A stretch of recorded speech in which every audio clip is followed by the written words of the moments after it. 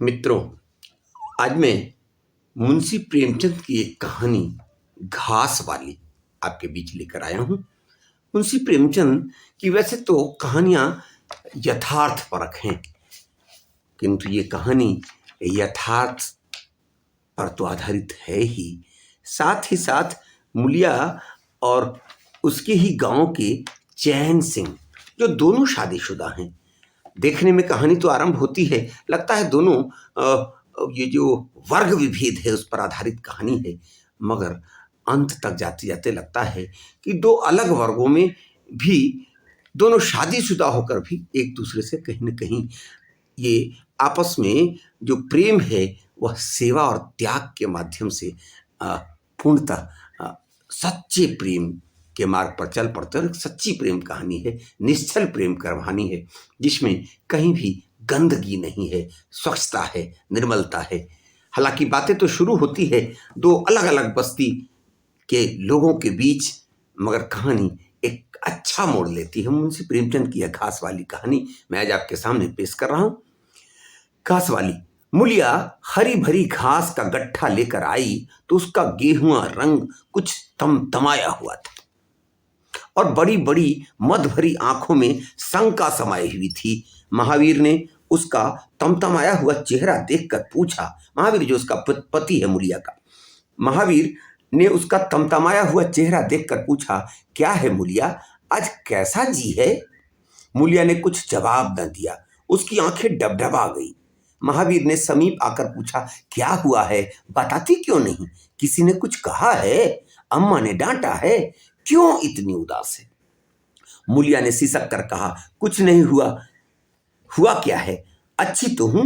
महावीर ने मूलिया को सिर से पांव तक देख कर कहा, चुपचाप रोएगी, बताएगी नहीं? मूलिया ने बात टाल कर कहा, कोई बात भी हो, क्या बताऊं?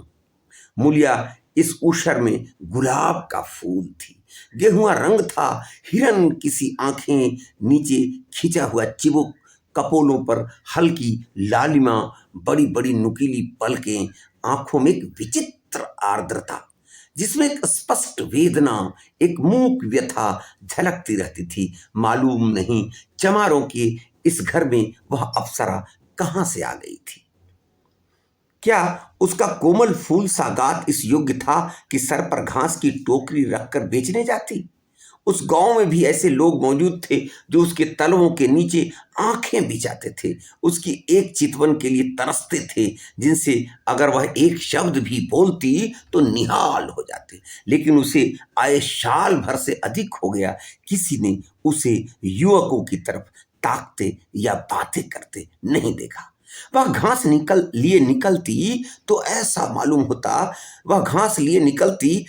मालूम होता मानो उषा का प्रकाश सुनहरे आवरण से में रंजित अपनी छटा बिखेरता जाता है। कोई गजलें गाता, कोई छाती पर हाथ रखता, पर मूलिया नीची आंखें किए अपनी राह चलती जाती। लोग हैरान होकर उससे कहते, इतना अभिमान महावीर में, ऐसा क्या सुरखाब के पर लगे हैं, ऐसा अच्छा जवान भी तो नहीं, न जाने यह कैसे उसके साथ रहती है। लोग उसकी और महावीर के बीच आर्थिक और शारीरिक कमजोरी को लेकर फक्तियां कसा करते। मगर आज ऐसी बात हो गई जो इस जाति की और युवतियों के लिए चाहे गुप्त संदेश होती, मूलिया के लिए हृदय का शूल थी। प्रभात का समय था, सुबह सुबह का समय था। पवन आम की बौर की सुगंध से मतवाला हो रहा है। आकाश पृथ्वी पर सोने की वर्षा कर रहा था। मूलिया सिर पर झउआ रखे घास छीलने चली। झउआ बने एक बड़ी टोकरी, इसमें घास रखती हैं महिलाएं। मूलिया सिर पर झउआ रखे घास छीलने चली तो उसका गेहुआ रंग प्रभात की सुनहली किरणों से कुंदन की तरह दमक उठा। एक युवक चैन सिंह सामने से आता हुआ दिखाई दिया। मूलिया ने चाहा कि कतरा कर निकल जाए, मगर चैन सिंह ने उसका हाथ पकड़ लिया और बोला, मूलिया, तुझे क्या मुझ पर जरा भी दया नहीं आती? मूलिया का वह फूल सा खिला हुआ चेहरा ज्वाला की तरह दहक उठा। वह जरा भी नहीं डरी, जरा भी न झिझकी। झउआ जमीन पर गिरा दिया और बोली, मुझे छोड़ दो, नहीं मैं चिल्लाती हूं। चैन सिंह को आज जीवन में एक नया अनुभव हुआ। नीची जातों में रूप माधुरी का इसके सिवा और काम ही क्या है कि वह ऊंची जाति वालों का खिलौना बने। ऐसे कितने ही मार्ग उसने जीते थे, पर आज मूलिया के चेहरे का वह रंग, उसका वह क्रोध, वह अभिमान देखकर उसके छक्के छूट गए। उसने लज्जित होकर उसका हाथ छोड़ दिया। मूलिया वेग से आगे बढ़ गई। संघर्ष की गर्मी में चोट की व्यथा नहीं होती, पीछे से टीस होने लगती है। मूलिया जब कुछ दूर निकल गई तो क्रोध और भय तथा उसकी बेकसी को अनुभव करके उसकी आंखों में आंसू भर आए। उसने कुछ देर जब्त किया, फिर सिसक सिसक कर रोने लगी। अगर वह इतनी गरीब न होती तो किसी की मजाल थी कि इस तरह उसका अपमान करता। वह रोती जाती थी और घास छीलती जाती थी। महावीर का क्रोध वह जानती थी, अगर उससे कह दे तो वह इस ठाकुर के खून का प्यासा हो जाएगा, फिर न जाने क्या हो। इस ख्याल से उसके रोए खड़े हो गए। इसलिए उसने महावीर के प्रश्नों का कोई उत्तर न दिया। दूसरे दिन मूलिया घास के लिए न आई। दूसरे दिन मूलिया घास के लिए न गई। सास ने पूछा तू क्यों नहीं जाती, और सब तो चली गई। मूलिया ने सिर झुकाकर कहा, मैं अकेली न जाऊंगी। सास ने बिगड़ कर कहा, अकेले क्या तुम्हें बाघ उठा ले जाएगा। मूलिया ने और भी सिर झुका लिया और दबी हुई आवाज में बोली, सब मुझे छेड़ते हैं। सास ने डांटा, न तू औरों के साथ जाएगी न अकेले जाएगी, तो फिर जाएगी कैसे। साफ साफ क्यों नहीं कहती कि मैं नहीं जाऊंगी, तो यहां मेरे घर में रानी बन के निवाह ना होगी। अर्थात काम तो करना ही होगा। किसी को चाम नहीं प्यारा होता, काम प्यारा होता है। तू बड़ी सुंदर है तो तेरी सुंदरता को लेकर चाटूं। उठा झावा और घासला। द्वार पर नीम के दरख्त के साये में महावीर खड़ा घोड़े को मल रहा था। घोड़े से एक्का चलाता है उसका पति। घोड़े को मल रहा था। उसने मूलिया को रोनी सूरत बनाए जाते देखा, पर कुछ बोल न सका। उसका बस चलता तो मूलिया को कलेजे में बिठा लेता, आंखों में छिपा लेता, लेकिन घोड़े का पेट भरना तो जरूरी था। घास मोल लेकर खिलाए तो 12 आने रोज से कम ना पड़े। ऐसी मजूरी ही कौन होती है। मुश्किल से 1.5-2 रुपए मिलते हैं, वह भी कभी कभी कम नहीं भी मिलते। जब से यह सत्यानाशी लारियां चलने लगी हैं, इक्के वालों की बद्धियां बैठ गई हैं। कोई सेंत भी नहीं पूछता। महाजन के 150 रुपए उधार लेकर इक्का और घोड़ा खरीदा था। लारियों के आगे इक्के को कौन पूछता है। महाजन का सूद भी तो न पहुंचा सका था। मूल का कहना ही क्या, ऊपर मन से बोला, न मन हो तो रहने दो, देखी जाएगी। अपनी व्यवस्था को भांपते हुए भी वह कहता है कि चलो, तुमको नहीं भी मन है तो रह जाओ। इस दिलजोई से मुनिया निहाल हो गई। बोली, घोड़ा खाएगा क्या।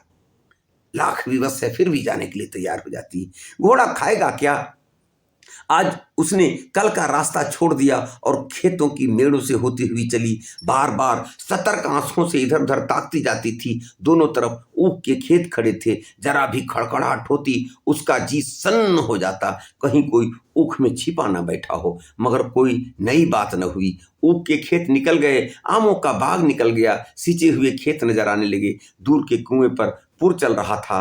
खेतों की मेढ़ों पर हरी हरी घास जमी हुई थी। मूलिया का जी ललचाया। यहाँ आध घंटे में जितनी घास छिल सकती है, सूखे मैदान में दोपहर तक न छिल सकेगी। यहाँ देखता ही कौन है। कोई चिल्लाएगा तो चली जाऊंगी। वह बैठकर घास छीलने लगी और 1 घंटे में उसका झावा आधे से ज्यादा भर गया। वह अपने काम में इतनी तन्मय थी कि उसे चैन सिंह के आने की खबर ही न हुई। एकाएक उसने आहट पाकर सिर उठाया तो चैन सिंह को खड़ा देखा। वही चैन सिंह जिसने कल उसकी बाहें पकड़ी थी। मूलिया की छाती धक से हो गई। जी में आया भाग जाए, झावा उलट दे और खाली झावा लेकर चली जाए। पर चैन सिंह ने कई गज के फासले से ही, दूर से ही रुक कर कहा, डर मत, भगवान जानता है मैं तुझसे कुछ न बोलूंगा। जितनी घास चाहे छील ले, मेरा ही खेत है। मूलिया के हाथ सुन्न हो गए। कुर्सी हाथ में जम सी गई। घास नजर ही न आती थी। जी चाहता था जमीन फट जाए और मैं समा जाऊं। जमीन आंखों के सामने तैरने लगी। चैन सिंह ने आश्वस्त किया, छिलती क्यों नहीं, मैं तुमसे कुछ कहता थोड़े ही हूं। यहीं रोज चली आया कर, मैं भी छील दिया करूंगा। मूलिया चित्रलिखित सी बैठी रही। चैन सिंह ने एक कदम आगे बढ़ाया और बोला, तुम मुझसे इतना डरती क्यों है? क्या तू समझती है मैं आज भी तुम्हें सताने आया? ईश्वर जानता है, कल भी तुझे सताने के लिए मैंने तेरा हाथ नहीं पकड़ा था। तुझे देखकर आप ही आप हाथ बढ़ गए थे।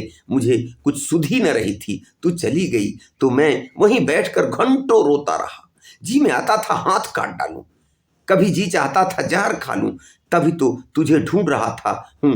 आज तू इस रास्ते से चली आई, मैं सारा राह छानता हुआ यहाँ आया हूं।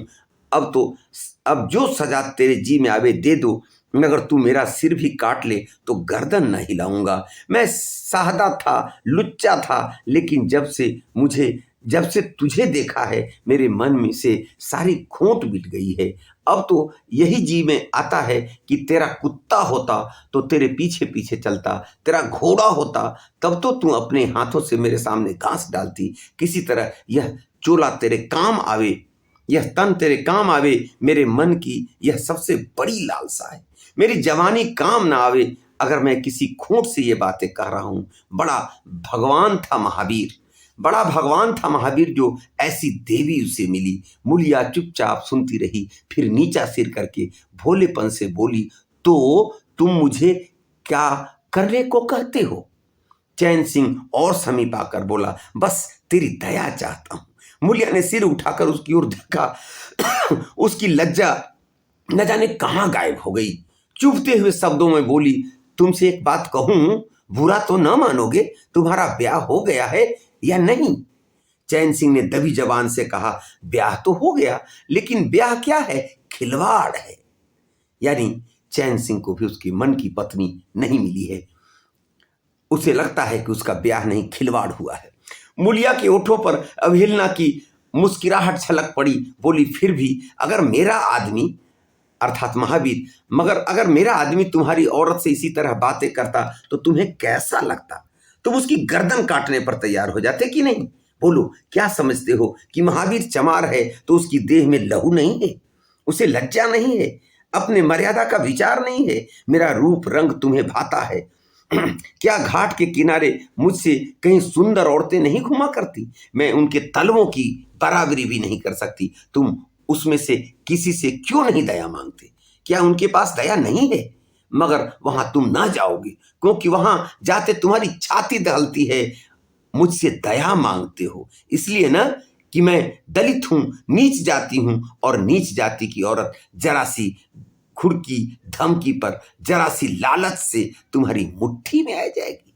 कितना सस्ता सौदा है। ठाकुर हो ना, ऐसा सस्ता सौदा क्यों छोड़ने लगे? चैन सिंह लज्जित होकर बोला, मूला यह बात नहीं है। चैन सिंह लज्जित होकर बोला, मूला यह बात नहीं है। मैं सच कहता हूं, इसमें ऊंच नीच की बात नहीं है। सब आदमी बराबर हैं। मैं तो तेरे चरणों पर सिर रखने को तैयार हूं मूलिया, इसीलिए ना कि जानते हो मैं कुछ नहीं कर सकती। जाकर किसी खतरानी के चरणों पर सिर रखो तो मालूम हो कि चरणों पर सिर रखने का क्या फल मिलता है। फिर यह सिर तुम्हारी गर्दन पर न रहेगा। चैन सिंह मारे शर्म के जमीन में गड़ा जाता था। उसका मुंह ऐसा सूख गया था मानो महीनों की बीमारी से उठा हो। मुंह से बात न निकलती थी। मूलिया इतनी वाक्पटु है इसका उसे गुमान भी न था। मूलिया फिर बोली, मैं भी रोज बाजार जाती हूँ, बड़े बड़े घरों का हाल जानती हूँ। मुझे किसी बड़े घर का नाम बता दो जिसमें कोई साइंस, कोई कोचवान, कोई कहार, कोई पंडा, कोई महाजन न घुसा बैठा हो। यह सब बड़े घरों की लीला है, और यह औरतें जो करती हैं ठीक करती हैं। उनके घरवाली भी तो औरों चमारिनों कहारिनों पर जान देते फिरते हैं। लेना देना बराबर हो जाता है।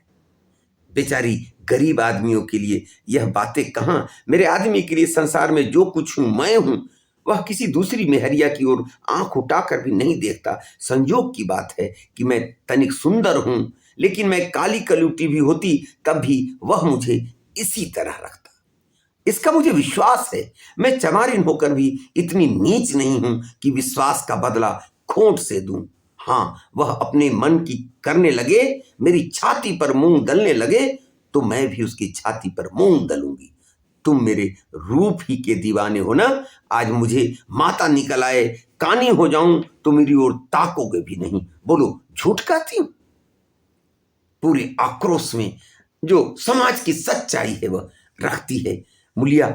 तब लज्जित चैन सिंह कहता है कि चैन सिंह इनकार न कर सका। मुलिया ने उसी गर्व से भरे हुए स्वर से कहा, लेकिन मेरी एक नहीं दोनों आंखें फूट जाएंगी, तब भी वह मुझे इसी तरह रखेगा, मुझे उठावेगा, बिठावेगा, खिलावेगा। तुम चाहती हो मैं ऐसे आदमी के साथ कपट करूं? जाओ, अब मुझे कभी न छेड़ना, नहीं अच्छा ना होगा। कहानी अगले पायदान पर चलती है। जवानी का जोश है, बल है, दया है, साहस है, आत्मविश्वास है, गौरव है और सब कुछ जीवन को पवित्र, उज्ज्वल, पूर्ण बना देता है। जवानी का नशा घमंड है, निर्दयता है, स्वार्थ है, शेखी है, विषय वासना है, कटुता है और वह सब कुछ जो जीवन को पशुता, विकार और पतन की ओर ले जाता है। चैन सिंह पर जवानी का नशा था। मुलिया के शीतल छींटों ने नशा उतार दिया। जैसे उबलती हुई चाशनी में पानी के छींटे पड़ जाने से फेन मिट जाता है, मैल निकल जाता है और निर्मल शुद्ध रस निकल आता है। जवानी का नशा जाता रहा, केवल जवानी रह गई। कामिनी के शब्द जितनी आसानी से दीन और ईमान को गारत कर सकते हैं, उतनी ही आसानी से उनका उद्धार भी कर सकते हैं। चैन सिंह उस दिन से दूसरा ही आदमी हो गया। मुलिया की इन बातों का, यथार्थ की कही बातों का असर होता है। चैन सिंह उस दिन से दूसरा ही आदमी हो गया। गुस्सा उसकी नाक पर रहता था, बात बात पर मजदूरों को गालियां देता, डांटता और पीटता उसकी आदत थी। आसामी उससे थर थर कांपते थे, मगर आज वो सारे आसामी उससे अब भय में नहीं जीते हैं। उसके खेतों में के मेड़ पर एक बुढ़िया पानी पटाने गई थी, पानी बह रहा था, मगर आज चैन सिंह उससे भी प्रेम से बातें करता है। आगे दो मजूर रेहट चला रहे थे, वो भी उनमें से दो रेहट चला रहा था, दो कहीं से बेर लाने चले गए थे। आज चैन सिंह उनसे भी प्रेम से बातें करता है। चैन सिंह चला गया तो चारों बातें करने लगे एक ने, और जब वो चारों में से दो बेर लेकर आता है तो उनके बेर भी खाता है। अचानक उसमें परिवर्तन आता है। एक ने कहा, मालिक इस तरह रहे तो काम करने में जी लगता है, यह नहीं कि हरदम छाती पर सवार। दूसरा, मैंने तो समझा आज कच्चा ही खा जाएंगे। तीसरा, कई दिन से देखता हूं मिजाज नरम हो गया है। चौथा, सांझ को पूरी मजूरी मिले तो कहना। पहला, तुम तो हो गोबर गणेश, आदमी का रुख नहीं पहचानते। दूसरा, अब खूब दिल लगा कर काम करेंगे। तीसरा, और क्या, जब उन्होंने हमारे ऊपर छोड़ दिया है तो हमारा भी धर्म बनता है कि कोई कसर न छोड़े। चौथा, मुझे तो भैया ठाकुर पर अभी विश्वास नहीं आता। अब चैन सिंह बदल चुका है। मुलिया ने उसके हृदय के उस तंतु को जगा दिया है जिससे मानवता जागृत होती है, प्रेम जागृत होता है। अब कहानी अगले पड़ाव में जाती है। एक दिन चैन सिंह को किसी काम से कचहरी जाना था। 5 मील का सफर था। यूं तो वह बराबर अपने घोड़े पर आया जाया करता था, पर आज धूप बड़ी तेज हो रही थी। सोचा इक्के पर चला चलूं। महावीर को कहला भेजा, वही मुलिया के पति महावीर को कहला भेजा, मुझे लेते जाना। कोई 9 बजे महावीर ने पुकारा। चैन सिंह तैयार बैठा था, झटपट इक्के पर बैठ गया, मगर घोड़ा इतना दुबला हो गया था, इक्के की गद्दी इतनी मैली और फटी हुई, सारा सामान इतना रद्दी कि चैन सिंह को उस पर बैठने में शर्म आई। पूछा, यह सामान क्यों बिगड़ा हुआ है महावीर? तुम्हारा घोड़ा तो इतना दुबला कभी ना था, क्या आजकल सवारियां कम हैं क्या? महावीर ने कहा, नहीं मालिक, सवारियां काहे नहीं हैं, मगर लारियों के सामने इक्के को कौन पूछता है। कहाँ 2 ढाई 3 की मजूरी करके घर लौटता था, कहाँ अब 20 आने पैसे भी नहीं मिलते। क्या जानवर को खिलाऊं, क्या आप खाऊं, बड़ी विपत्ति में पड़ा हूं। सोचता हूं एक का घोड़ा बेचकर आप लोगों की मजूरी कर लूं, पर कोई गाहक नहीं लगता। ज्यादा नहीं तो 12 आने तो घोड़े ही को चाहिए, घास ऊपर से अब अपना ही पेट नहीं भरता तो जानवर को कौन पूछे। चैन सिंह ने उसके फटे हुए कुर्ते की ओर देखकर कहा, 2-4 बीघे खेती क्यों नहीं कर लेते? महावीर सिर झुकाकर बोला, खेती के लिए बड़ा पौरुख चाहिए मालिक। मैंने तो यही सोचा है कि कोई गाहक लग जाए तो एक को औने पौने निकाल दूं, फिर घास छीलकर बाजार ले जाया करूं। आजकल सास पतोहू दोनों घास छीलती हैं, तब जाकर 10-12 आने पैसे नसीब होते हैं।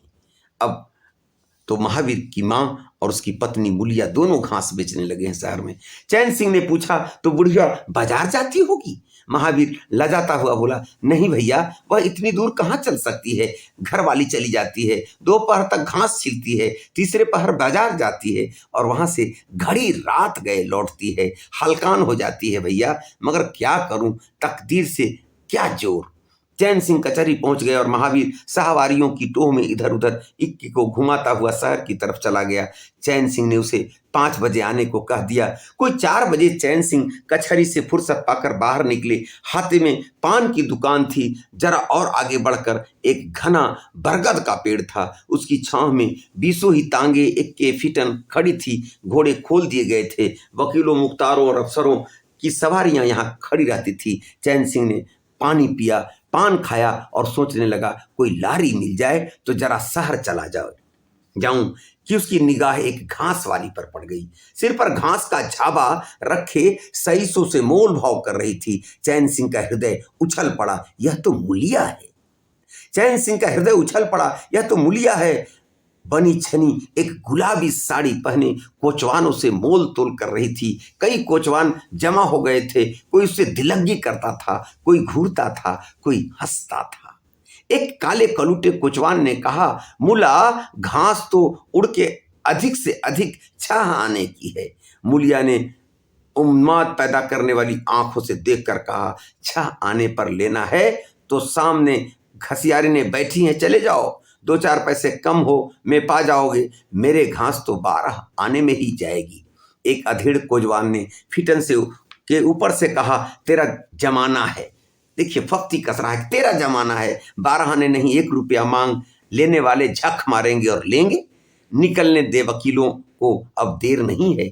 एक तांगे वाले ने, जो गुलाबी पगड़े बांधे हुए था, बोला, बूढ़ों के मुंह में पानी भराया।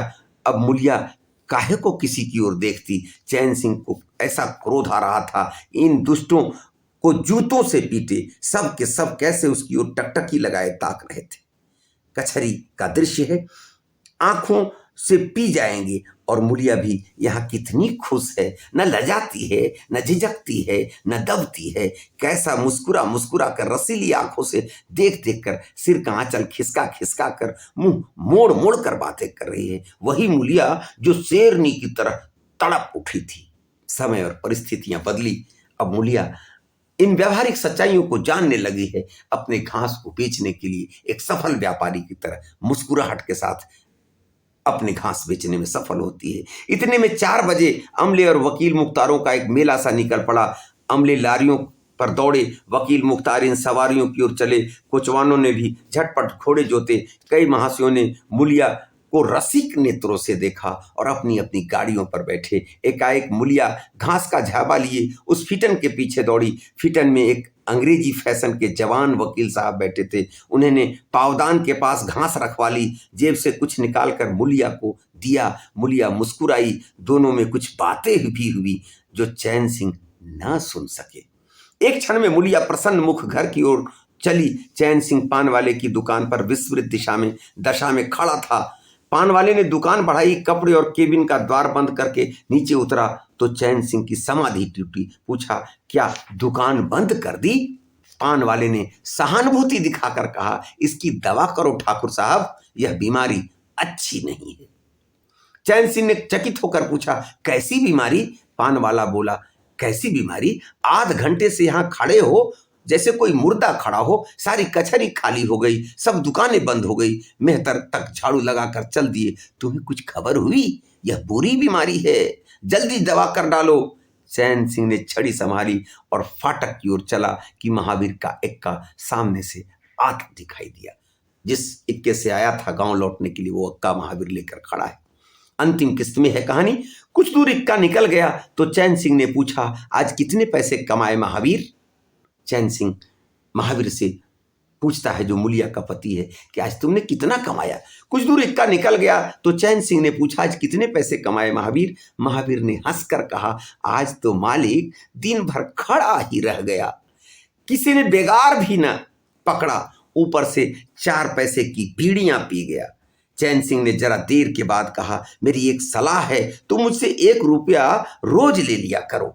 तुम मुझसे 1 रुपया रोज ले लिया करो, बस जब मैं बुलाऊं तो एक के लेकर चले आया करो। अब तो तुम्हारी घरवाली को घास लेकर बाजार ना आना पड़ेगा, तब तो तुम्हारी घरवाली को घास लेकर बाजार ना आना पड़ेगा। बोलो मंजूर है? महावीर ने सजल आंखों से देखकर कहा, मालिक आप ही का तो खाता हूं, आपकी प्रजा हूं, जब मर्जी हो पकड़ मंगाइए आपसे रुपए। Dash dash dash. Chain Singh ने बात काट कर कहा, नहीं नहीं, मैं तुमसे बेगार नहीं लेना चाहता, तुम मुझसे 1 रुपया रोज ले जाया करो, घास लेकर घर वाली को बाजार मत भेजा करो। तुम्हारी आबरू मेरी आबरू है, तुम्हारी आबरू मेरी आबरू है, और मैं भी रुपए पैसे का जब काम लगे बेखटक चले आया करो। हाँ देखो, मूलिया से इस बात की भूल कर भी चर्चा न करना, क्या फायदा। कई दिनों के बाद संध्या के समय मूलिया चैन सिंह से मिली। कई दिनों के बाद संध्या समय मूलिया चैन सिंह से मिली। चैन सिंह आसामियों से मालगुजारी वसूल करके घर की ओर लपका जा रहा था।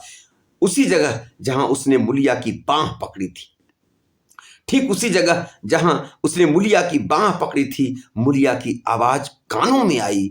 उसने ठिठक कर पीछे देखा तो मूलिया दौड़ी आ रही थी। बोला, क्या है मूला? बोला, क्या है मूला, क्यों दौड़ती हो? मैं तो खड़ा हूं। मूलिया ने हाँफते हुए कहा, कई दिन से तुमसे मिलना चाह रही थी, आज तुम्हें आते देखा तो दौड़ी। अब मैं घास बेचने नहीं जाती। उसी जगह पर मूलिया अब खुद चैन सिंह के पास आती है, जो मालगुजारी वसूल कर लौट रहा था। कहती है कि अब मैं घास बेचने नहीं जाती। चैन सिंह ने कहा, बहुत अच्छी बात है, क्या तुमने मुझे कभी घास बेचते देखा है? हाँ, एक दिन देखा था। क्या महावीर ने तुमसे सब कुछ कह डाला? मैंने तो मना कर दिया था। वह मुझसे कोई बात नहीं छुपाता। क्या पति पत्नी में विश्वास है। वह मुझसे कोई बात नहीं छुपाता। दोनों एक क्षण चुप खड़े रहे, किसी को कोई बात न सूझती थी। एकाएक मूलिया ने मुस्कुरा कर कहा, यहां तुमने मेरी बांह पकड़ी थी, यहां यही जगह है जहां तुमने मेरी बांह पकड़ी थी। चैन सिंह ने लज्जित होकर कहा, उसको भूल जाओ मूला, मुझ पर ना जाने कौन भूत सवार था। मूलिया गदगद कंठ से बोली, उसे क्यों भूल जाऊं, उसे क्यों भूल जाऊं, उसी बांह गहे की लाज तो निभा रहे हो। मूलिया गदगद कंठ से बोली, उसे क्यों भूल जाऊं, उसी बांह गहे की लाज तो निभा रहे हो। गरीबी आदमी से जो चाहे करावे, तुमने मुझे बचा लिया। फिर दोनों चुप हो गए।